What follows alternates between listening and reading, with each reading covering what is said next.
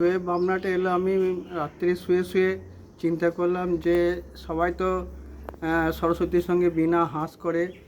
তা আমি দেখলাম উনি তো বিদ্যা দান করেন, সকলেই বিদ্যা দান করেন, সেদিন সকলে হাতে খড়ি হয়। তা ওরা ভাই দেখে বিদ্যা দান করছেন। এটা আমার নিজস্ব পুজো। আমি 2021 থেকে এই পুজোটা নিজে করছি। এটা ছাড়াও আমি আরও প্রতিমা তৈরি করি। যেমন ধরুন ইলামবাজারের কাছে বসুদা, আসানসোলের কাছে পরীরা, করঙ্গপাড়ার দুর্গাপুর ডি মাঠে, ওখানে প্রতিমা তৈরি করা হয়।